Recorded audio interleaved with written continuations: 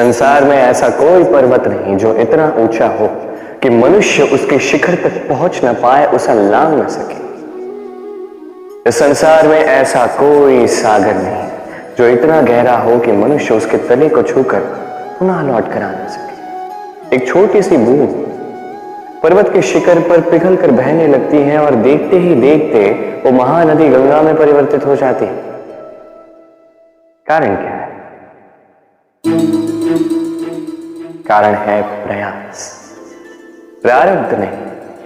ये प्रयास ही निश्चित करते हैं आपका प्रारब्ध क्या होगा। ये सारा खेल प्रयास और प्रारब्ध का ही है। आपके जैसे प्रयास होंगे वैसा प्रारब्ध आपका होगा। और यदि आपके ये प्रयास ऊंचे हो तो प्रारब्ध को तो आपके समक्ष झुकना ही। क्यों? कई बार मनुष्य अतीत को देखता है, आज अहंकार में भर जाता है। कभी वर्तमान को देखता है, भविष्य के विषय में सोचता है, मद में चूर हो जाता है। क्यों नहीं समझ पाता एक सरल सी बात? ये सृष्टि जो है, ये सृष्टि एक चक्र है जो बार बार आपको दोहराएगी, कठिन से कठिन परीक्षाओं पे आपको उतारेगी, जिस पर आपको उत्तीर्ण होना ही है। जो कल था वो आज नहीं है, ये सभी को ज्ञात है। जो आज है वो कदाचित कल नहीं होगा, ये भी आपको मानना होगा। एक मुस्कुराहट के साथ आपको शांत रहना है और कभी भी इस मन में अहंकार उत्पन्न होने नहीं देना है। बनिए उस हिमखंड की भांति। कदाचित वो इसलिए इतना ठंडा रहता है क्योंकि उसे ज्ञात है वो कल जल के रूप में था, आज बर्फ के रूप में तो है, किंतु कल पुनः वो जल के रूप में ही जाएगा। स्वयं को शांत रखें। कदाचित आज आप सफलता के शिखर पे हो, कदाचित ना। आपको हर एक दिन अवश्य देखना है। बस निरंतर प्रयास करते रहिए, हर परिस्थिति के लिए सज्ज रहिए और इसे संतुलन में लाएं। आपका कल हो आज या कल, आपके अच्छे दिन हो या बुरे दिन, सब पवित्र हो जाएंगे। संसार में कई बार ऐसा होता है, हम बड़ी समस्या में होते हैं, विपदा में होते हैं, और वो लोग जो हमारे समीप होते हैं, हमारे अपने होते हैं, वो हमारा त्याग कर चले जाते हैं। हम ऐसे में दुखी हो जाते हैं, निराश हो जाते हैं, फिर स्वयं चलकर उस समस्या से बाहर आते ही हैं। अब परिस्थिति चाहे जो भी हो, वो लोग जिन्होंने ऐसे समय पे आपका त्याग किया, उनसे क्रोधित होना, उनसे रुष्ट होना, ये अनुचित है। मैं तो कहता हूं कृतज्ञ रहिए। मैं तो कहता हूं उन्हें धन्यवाद कहिए कि उन्होंने ऐसे समय पे आपका साथ छोड़ा जब आपको उनकी सबसे अधिक आवश्यकता थी। क्योंकि या तो उनको विश्वास था कि आप स्वयं इस विपदा से बाहर चलकर आएंगे, या तो उनके त्याग के कारण आपने स्वयं का प्रोत्साहन बढ़ाया, स्वयं की शक्ति बढ़ाई और स्वयं उस आग से चलकर बाहर आए। अपने बुरे समय को आपने अपना अच्छा समय बनाया। अंत में आप और शक्तिशाली हो जाते हैं और श्रेष्ठ हो जाते हैं। और यही तो आपकी विजय है, जिसका कारण है उनका साथ छोड़ना। तो उन्हें धन्यवाद कहिए। धन किसी के लिए मोह है तो किसी के लिए मान, किसी के लिए भाग्य है तो किसी के लिए कर्मों की इच्छा है।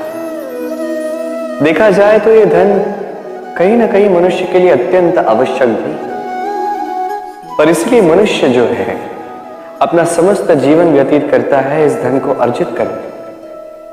अनेक मनुष्य ऐसे भी होते हैं जिनका समस्त जीवन इसी धन में बीत जाता है।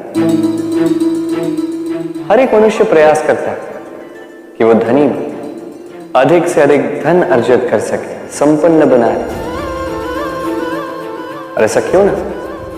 क्योंकि यही एक वस्तु है जो आदान प्रदान व्यवहार में काम आती है। प्रयास हर मनुष्य करता है, धन अर्जित हर मनुष्य नहीं कर पाता। कारण ये कि मनुष्य सोचता है मेरे पास कुछ धन आ जाए तो मैं कुछ करके दिखाऊं।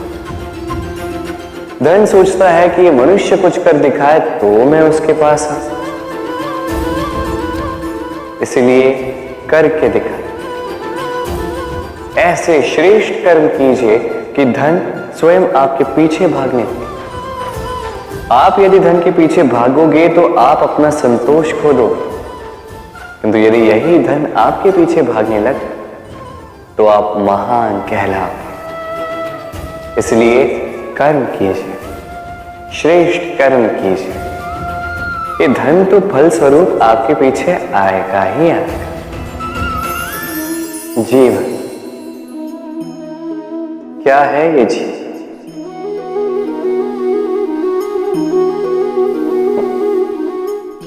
ये प्रश्न सबके मन में आता है।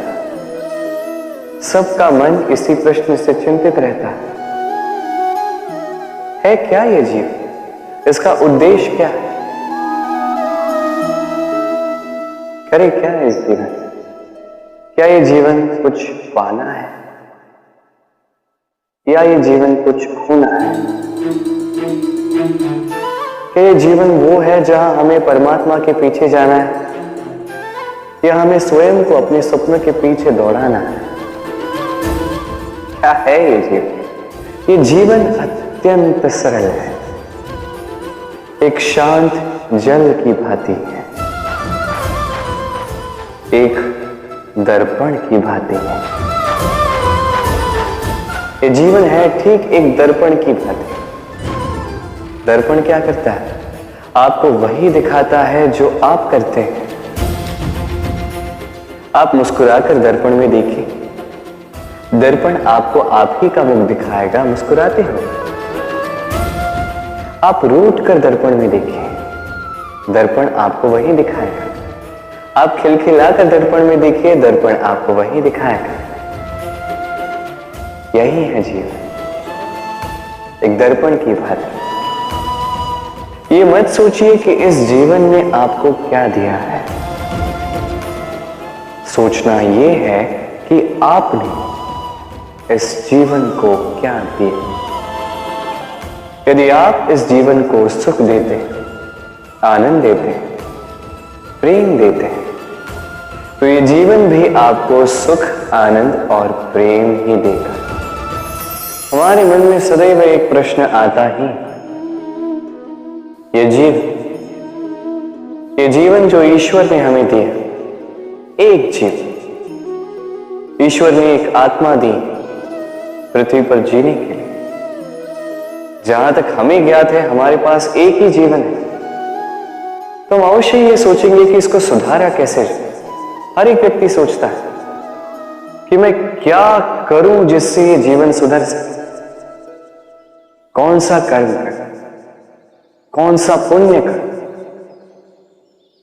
कौन सा शास्त्र पढ़ूं जिससे मुझे वो ज्ञान मिले जिससे मैं अपने जीवन को सुधार पाऊं। समस्त जीवन व्यतीत कर जाता है इन प्रश्नों के उत्तर खोजने, वो शास्त्र समझने। कई सारे लोग फिर भी समझ नहीं पाते। चलिए आज मैं आपको एक सरल सी बात बताऊं जिससे आप इस जीवन को सुधार सकते हैं। जीवन, जिह्वा, इन दोनों की एक ही राशि है। जिह्वा यानी आपकी वाणी, इस वाणी को नियंत्रण में रखें, इसे सुंदर बनाएं, मधुर वाणी रखें। जितना हो सके इसे सुधारिए, आपका जीवन सुधर जाएगा। क्योंकि ये वाणी ये होती अत्यंत शक्तिशाली। ये एक ऐसा बंधन है जो सामने वाले व्यक्ति को आपके व्यक्तित्व के साथ बांध देता है। तो इस वाणी को सुधारिए, इसे सुंदर बनाएं, आपका जीवन अपने आप ही सुंदर हो जाएगा।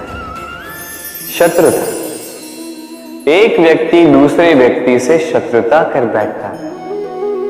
दो घनिष्ठ मित्र, एक समय ऐसा भी आ सकता है जब ये दोनों एक दूसरे के परम शत्रु बन जाते हैं।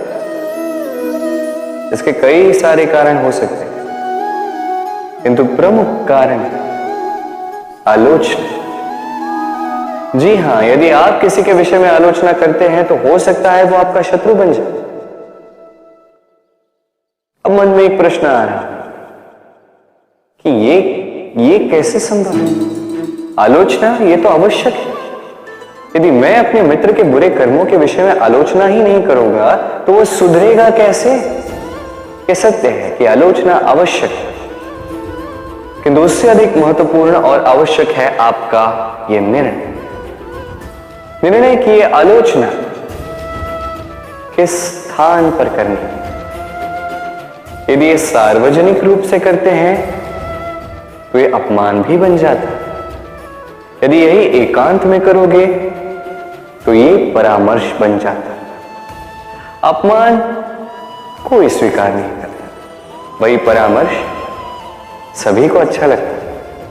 तो यदि आप किसी के लिए कुछ अच्छा चाहते हैं, किसी को सुधारना चाहते हैं और आपको लगता है कि आलोचना आवश्यक है, तो सर्वप्रथम समय, स्थिति और स्थान पर ध्यान दें, अन्यथा यह आलोचना आपको बहुत महंगी पड़ सकती है।